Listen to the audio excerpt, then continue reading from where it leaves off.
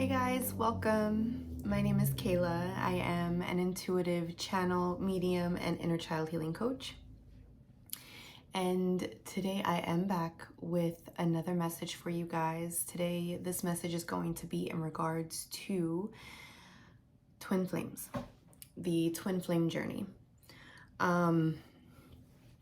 So I'm gonna just go over briefly like what a twin flame is, and a little bit about activation and awakening, what happens when you first meet your twin flame, and in regards to the masculine and feminine energies, as well as mirroring and telepathic communication. Okay, so what a twin flame is one soul split into two. Okay, so you have your masculine and you have your feminine energy. The masculine energy is associated with the sun. The masculine is logical, focused, and assertive, while the feminine is intuitive, nurturing, and creative. The feminine is more passive and emotional, while the masculine is more action-oriented and logical. So what happens when you meet your twin flame? So what happens is, first of all, there's a bit of an instant connection. The connection is very intense, and it's more so than any other connection, a karmic connection, or even that of a soulmate connection. This connection is very deep, and it is a very deep soul connection. So when you meet your twin flame, what happens is you go through what's called an activation and an awakening. So the activation, you may experience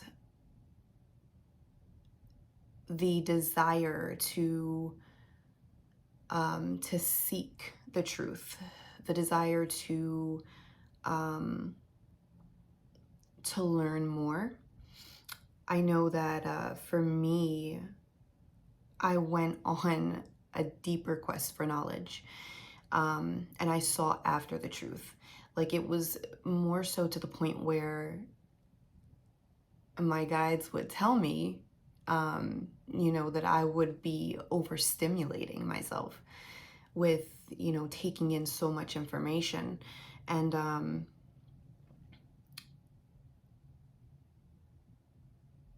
that desire obviously never went away. It's still going strong to this day. I can't help it.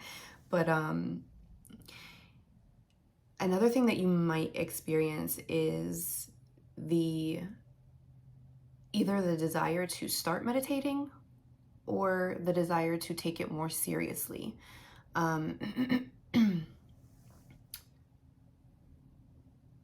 So, I started taking my meditations more seriously. I started taking my energy work more seriously. And I started releasing baggage more seriously. And I also started to communicate with the divine a lot more. And I always, I sought after creating a deeper bond and connection with the spiritual realm.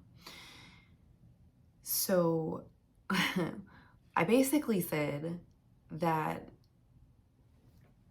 no matter what it takes, I'm going to follow the white rabbit and see how far the rabbit hole goes.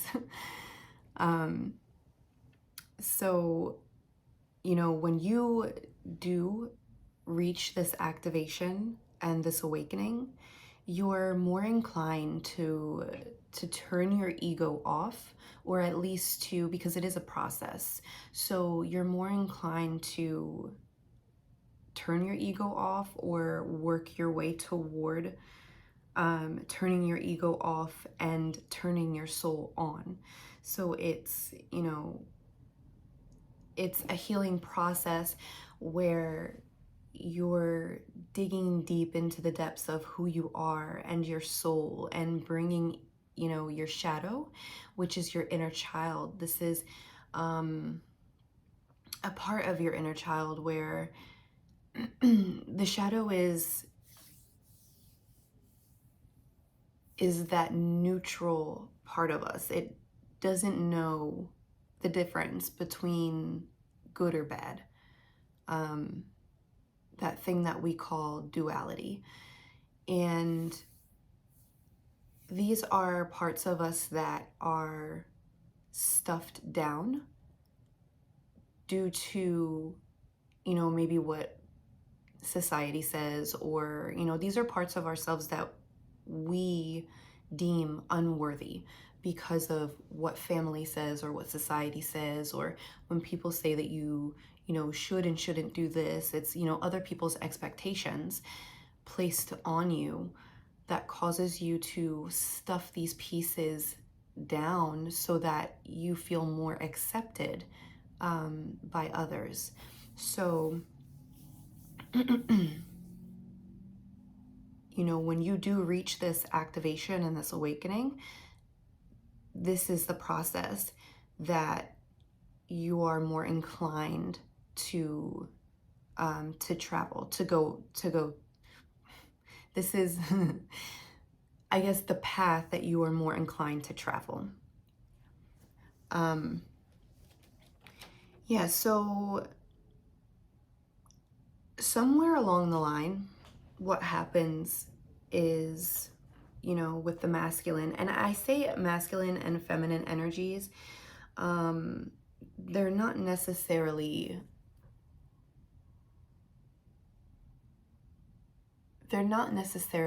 tied to gender. But somewhere along the line, the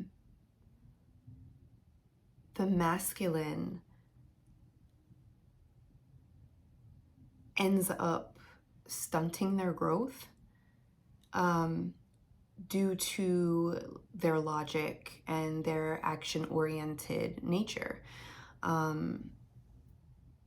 Maybe not wanting to put certain things down, or, they're like more traditional, whereas the divine feminine is more, more spiritual.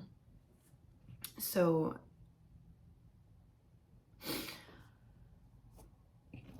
this can cause delays along the process, but it can also cause separation as well, because what happens is you may be on the same page in the beginning, but then it's like one person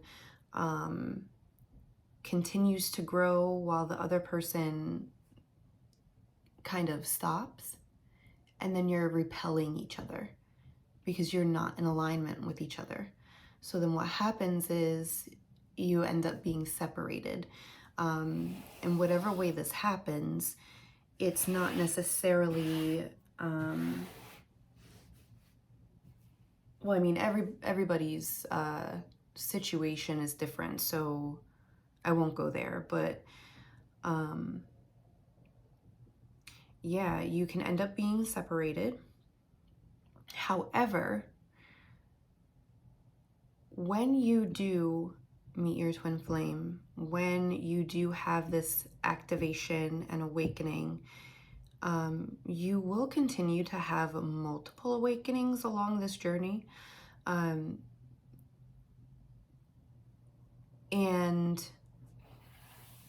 there will come a time where the masculine and the feminine are bound to each other, and they're bound to each other in the astral realm. So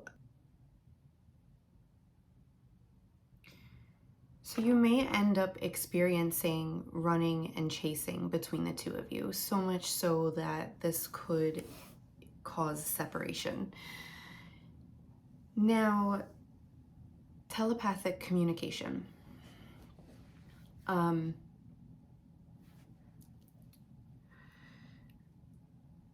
So again, the twin flames are bound to each other in the astral realm.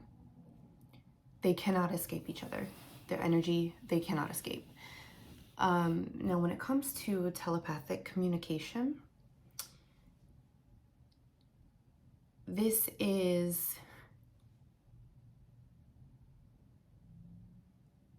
so somewhere along the journey, you know, I said that you will experience multiple awakenings and upgrades, you know, upgrades in your spiritual gifts.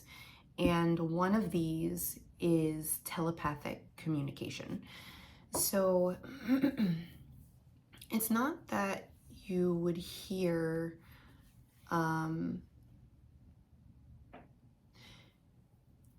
it's not that you would hear, obviously, an audible voice, you know, in your head. It may show up as thoughts. You know, you may be wondering, like, why am I thinking so much of this person? That's because this person is thinking so much of you. And it comes across as thoughts, but it can also come across as you can feel the person's energy. You know, you can tell when they are sad or depressed or angry because you end up taking that on. So it's like you're mirroring each other, which I'll get to in a second. You're mirroring each other, but you're being able to do so at a distance. And you know, this it may not be as though, you know, your person is sitting on the couch and, you know, they're like, let me call it my person. And, you know, they're like, hey. Yeah, that's not it. It's more so like, it's energetic, but it's also on a soul level. So you may not even be aware that you're doing it, but you are. And you're doing it when, you know, you're constantly thinking of that person, or you're doing it when you're daydreaming or fantasizing. And even if it can also be intentional too. So another thing is that you may experience dreams. Now I know that a lot of us experience dreams, especially prophetic dreams or, you know, psychic dreams, you know, of like events or things, situations to come. But when you're dreaming of this person, it's really you meeting with this person in the astral realm. So you're actually coming together in the astral realm when you're sleeping. And you know, you communicate with each other this way as well. So, you know, and this telepathic communication can even take place. It can take place while you're together. It can take place while you're separated. It can take place at a distance. So mirroring. So when you're mirroring, so each and every one of us has that ability. I mean, this is how spirit communicates to us certain things that we need to learn, certain patterns that we might have that are being brought to our attention, uh, through the other person. And sometimes this will come up as triggers. A trigger being, let's say if your person does something, and I mean, it could be anything. It could be anything. And just like all of a sudden it triggers some sort of quick response from you. That could be anger or frustration. It could be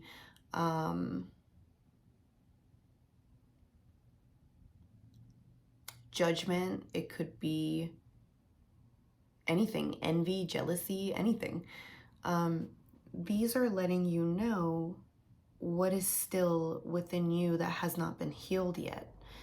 So it's very important when you're on this journey to pay attention to these triggers.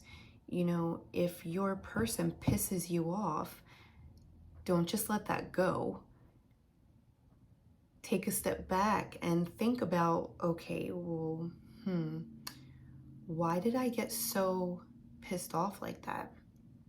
What is this situation trying to tell me? Because this is something that's going to need to be healed in order to be released. And, this will free you up energetically. Releasing blockages. Blockages could, keep you from manifesting. Blockages could cause you pain, illness, depression, the list goes on. So it's very important to pay attention to these triggers. And while we all may be mirrors to each other at some point in time, the mirroring is not, the mirroring is, it's more so with the twin flames, because you could be mirroring each other even when you're not there. That's because you're tied to each other energetically. So, you wake up one day and you're like, why do I feel depressed? Or like, why do I feel this burst of energy? Or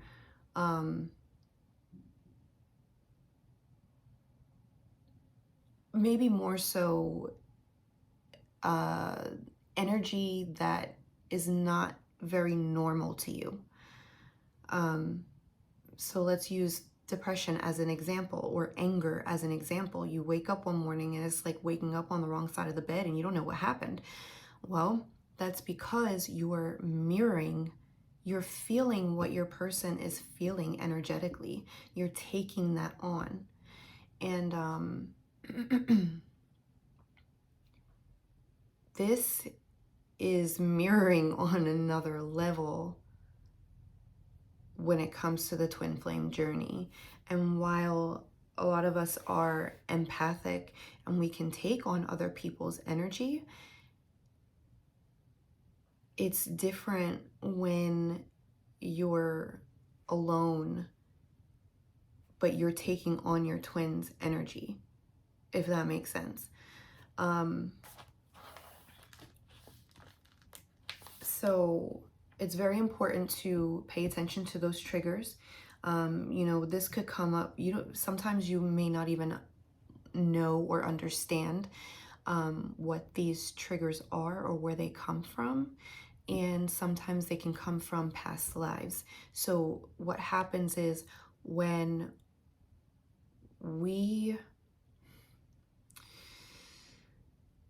so if we experience a certain situation in a previous lifetime that we haven't healed from then, or if or even, let's say, if we've done something to another person in a previous lifetime, if we're unable to release that baggage in that lifetime, we carry it over into the next. So some of us may not even be aware of all of the traumas that we hold within us because these traumas are subconscious. So that's definitely very important to pay attention to. Now, the twin flames, they cannot come into union with each other until they have both healed and have become whole. So when they become complete within themselves, then union can happen. So really, the twin flame journey starts within. It starts with balancing the masculine and the feminine energies within you. It's bringing yourself into fullness, into wholeness. It's about bringing all of those aspects of yourself that have been swept under the carpet, under the rug.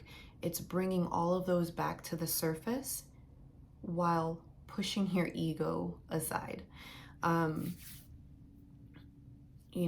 Again, it's now,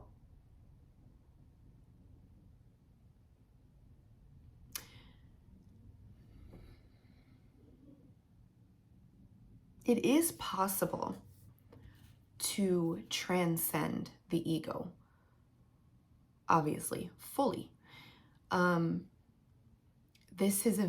It is a process. However, the more that you are healing yourself, the more that you are accepting yourself fully, every aspect of who you are, then the more you are, and the more that you release, my apologies, the more that you release as well, all of the baggage and the blockages that you have stored up, you are able to transcend the ego, the illusions, piece by piece. This is the veil, breaking down the veil, the barrier. It is a process, but with, focus, perseverance, patience, you can definitely transcend these illusions. You can definitely bring down that veil, where you're able to see everything clearly, where, where you're able to, see what holds you back, where you're able to see your patterns and your blockages, when you're able to finally recognize your power and stand in it fully, firmly, unapologetically. And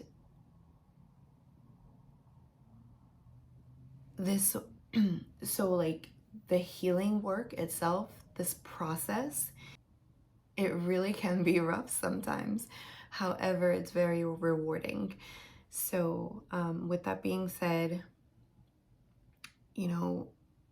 if you're going through, a rough time right now where, you've been experiencing conflict, between you and another person, between you and your twin, just know that it's all a part of the process. Okay, so whatever happens, it's all a part of the process. Okay, so that's the message that I have for you. I hope it helped. Please comment down below. Please like, share, and subscribe, and I will see you guys next time. Thanks.